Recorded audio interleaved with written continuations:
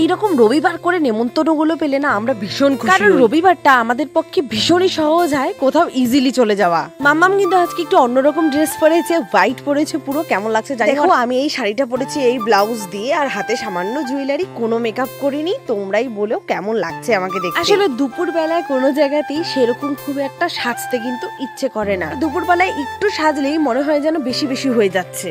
তো হুট করেই আমরা কোথায় নেমন্তন্ন খেতে যাচ্ছি অবশ্যই তোমাদেরকে জানাবো, দেখতে থাকো ব্লগ। আমি কিন্তু কালকে আমার এই বাড়িতে এসেছি, মানে মায়ের কাছে এসেছি সন্ধ্যাবেলায়, কারণ আজ ছিল আমার বান্ধবীর মেয়ের মামা ভাতে নেমন্তন্ন। বলতে বলতেই চলে এলাম, কারণ আমার বাড়ির থেকে একদমই সামনে। আমাদের বাড়ি এক মোড়ে আর ওদের বাড়ি ঠিক তার পরের মোড়ে। গিয়ে তো মায়ের সাথে প্রথমে দেখা করলাম, আর নতুন মাকে তো ভীষণই সুন্দর লাগছিল দেখতে। মা হওয়ার পরে না মেয়েদের চেহারার মধ্যে একটা আলাদাই সৌন্দর্য চলে আসে, দেখেই বোঝা যায় মা মা। আর প্রথম মা হওয়ার পরে কিন্তু সেই জিনিসটা আরো বেশি করে মনে হয় বা বোঝা যায়। তো আজকে খুবই ব্যস্ত থাকবে, সেই জন্য ওই সময়টাই ওকে আর কি সময়টা পেয়েছি, সেই জন্য আগে ছটাপট করে ওর সাথে আমি ছবি তুলে। আর পুচকিটা জানো তো ঘুমিয়ে পড়েছিল আমরা যখন এসেছি। আসলে সারাদিন ধরে এতটা ঢকল যায় মামা ভাত, অন্নপ্রাশন, এইসব অনুষ্ঠানে বাচ্চাদের ঘুমোচ্ছে, ঘুমুক আরাম করে, তারপরে উঠলে পরে নিশ্চয়ই আমি ওর সাথে ছবি তুলবো, ভিডিও করবো। আমরা তো আছি বেশ কিছুক্ষণ।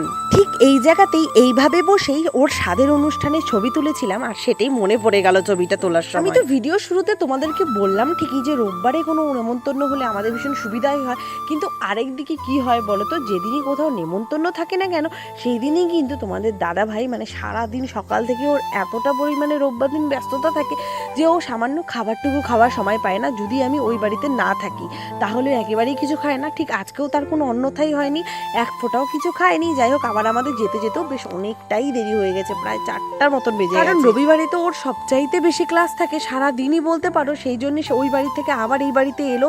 প্রথমে এসে ক্লাস করে এখানে সকালবেলা, তার মধ্যে বৃষ্টি ছিল প্রচন্ড, তারপরে বাড়ি যায়, আবার বাড়িতে ক্লাস করিয়ে তারপরে সমস্ত কিছু করে গুছিয়ে গেছে, তারপরে আসে এখানে এসে আবার রেডি হয়, সেই করতে করতে অনেকটাই দেরি হয়ে যায়। আমার রান্নাঘরের মার্বেল লাগানোতে, গ্রানাইট লাগানোর ভিডিওতে তোমরা সবাই অনেক অনেক অনেক ভালোবাসা দিয়েছো, অনেক কমেন্ট করেছো দিদি ভাইরা, তাই তোমাদেরকে অনেক অনেক অনেক ধন্যবাদ জানাই। তোমাদের এই ভালোবাসাটাই আমার জন্য সব থেকে বড় পাওয়া, আর আমি মনে করি যে মানুষের ভালোবাসা পাওয়াটা সব থেকে বড় ব্যাপার। ভীষণ ছোট একটা শখ বলবো না, শখ তো শখই হয়, সেই জন্য একটা শখ পূরণ করতে পেরেছি।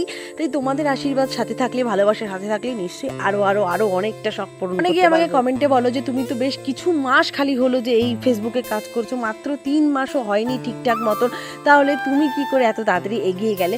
আমি বলবো সত্যিকারের কথা হচ্ছে সবার প্রথম যেটা হচ্ছে অডিয়েন্স, তোমাদের সবার ভালোবাসা আমি এত তাড়াতাড়ি পাবো সেটা আমি কখনোই কল্পনা করতে পারি। এইবারে তো বুনু উঠেছে, আর বুনুকে কিন্তু আমরা সবসময় আমার মেয়েকে বলি মাম বুনু আজকে ভাত খাবে, সেখানে গেছি। কেন বলি সেটার কারণ হলো আমার বান্ধবীর নাম তো মাম্পি, তো সেই জন্য কিন্তু আমি মাম বুনু বলে ওকে ডাকাই আমার মেয়েকে, আর আমরাও সেটা বলেই ডাকি পুচকি। উঠে যাওয়ার পরে যখন বুনুকে কোলে নিয়ে আমি ছবি তুলছি, ভিডিও করছি, তখন আমার মামাম প্রচন্ড কান্না করছিল, কারণ ও তাই করে, শুধুমাত্র বুনুকে নিয়েছি বলে না, যে কাউকে গায়ে হাত দিলে বা কেউ আমার গায়ে যদি হাত দেয়, মানে টাচটুকুও লাগে, সে আমার মা হোক, বাবা হোক, তোমাদের দাদাভাই হোক, যেই হোক না কেন, ও কিন্তু তখনই সাথে সাথে চিৎকার পারে।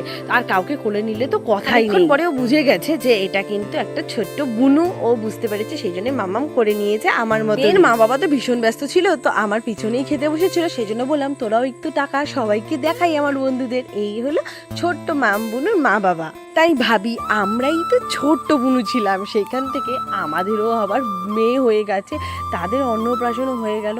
আমার মেয়ের 1 বছর বয়স পার হয়ে গেছে, মানে 2 বছর চলে আসবে আর বেশ কিছু মাস পরেই, আর ওর মেয়েরও দেখতে দেখতে অন্নপ্রাশন হয়ে গেল। এই সেই দিন জানলাম, তারপরে আমার মেয়ের অন্নপ্রাশনও হয়ে গেল।